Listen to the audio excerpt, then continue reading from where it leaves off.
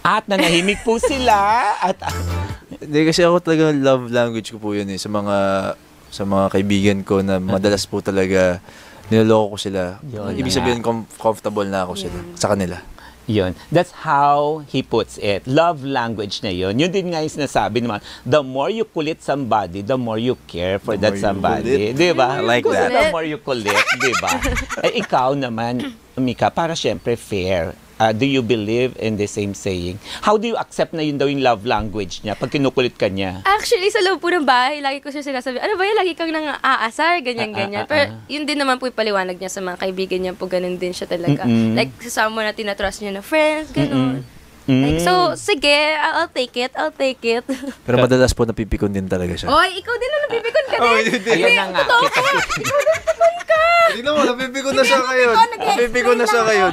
Kasi mula pa lang na. Guard, may nananakal po dito, guard.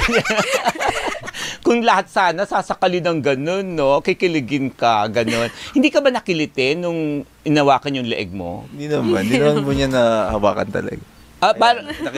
Pero nalaman nyo na rin yung kiliti sa isa't isa. Hindi. Hindi, no? Yung kung saan Yung spot.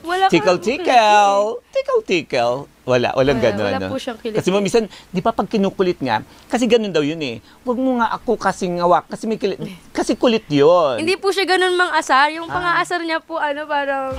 Sabi niya po one time sa akin, mukha daw po kong busog. Uy, hindi. Kasi, nung time po na yun, let me explain myself. Ayan na. Nung time na yun, antok di ba pag busog na busog ka, parang, Hoy, nakahila, hindi tapos ganyan.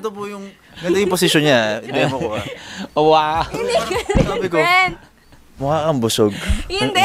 Kasi kausap ko na si Will. Sabi ko, wala, feeling ko ang taba-taba ako. Tapos sabi niya, busog. Sabi niya, ayun Kapampangan po, sabi niya, lupa kang mabsi. Aroy, dako. Nahimas Ano na yung sasabihan mo? Oo. Hindi yun yung context nun. Wow. Hindi yun yung context nun. Balo mo. O yun na nga. So, ito naman, ang cute nun ha. Isang tanong pa lang, ubos na oras natin. Sorry po. Ang cute. Ang enjoy. Ito pa, yung question nila. Kung sabi ng mga fans, kung meron daw, kasi syempre sa PBB, di ba, parang pinakita nyo na yung mga dapat nyo ipakita. Meron pa ba daw bang hindi kayo napakita? So, what's something fans don't know about you individually? Parang hindi pa nila alam. Hindi nyo alam na ako ay, nalaman nila malakas ka kumain. Sabi niya. Ano pa yung hindi pa nila alam daw?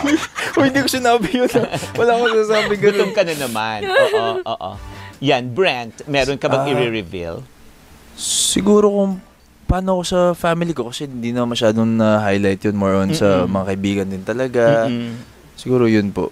Wala, parang ako po, wala. Ako, Parang napakita mo na nila. napakita ko na lahat Actually, po. parang same. Kasi kahit po before PBB pa, nagba-vlog po ako, so parang nakita na din po niya.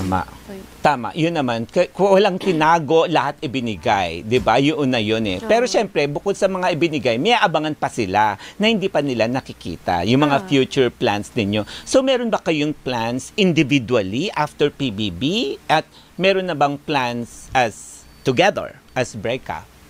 Sa akin po yung album launch ko po next month. Yan na!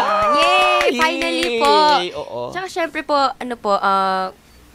praying sa mga projects po na umaarte naman kasi feeling ko hindi ko pa po na-showcase yun. Yun po hindi nakikita ng tao sa akin. Pero I love acting po. Correct. Yun. Ako din po same na magkaka-album. Hindi, joke lang. Wow, magkaka-album. Hindi, joke lang. Photo album. Mag-focus na rin po sa pag-arte, give it more time. Talagang gusto kong matuto talaga, mas maging bihasa sa pag-arte po. Oo. Ayaw mo kumanta. Baka mawalan ka ng album pag gano'n. Hindi!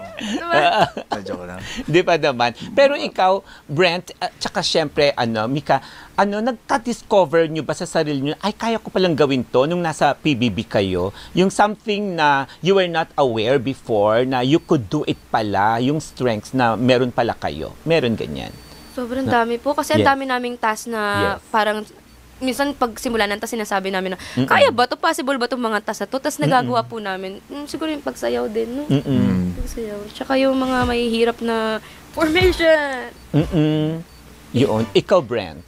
Ako yung po talaga, kasi sanay po talaga ako mag-isa. 11 years po akong nakakondo mag-isa. Yung makisama sa 15 pa na ibang tao, Tumagal po talaga ako, nakasundo ko naman, wala akong masyadong nakaaway sa loob. Yun po, ito lang nakakaaway ko. Kaya Ano inaway mo? okay po sa akin yun na natutunan kong kaya ko pala yun makisama. Oh. Pero were there parts doon sa mga challenge ninyo na parang na-misunderstood kayo? Parang ganyan? Or na-misjudge? May ganyan ba? Teka, natatawa si Brent. Bakit kaya? Ang ganun At- Yan na. Oo.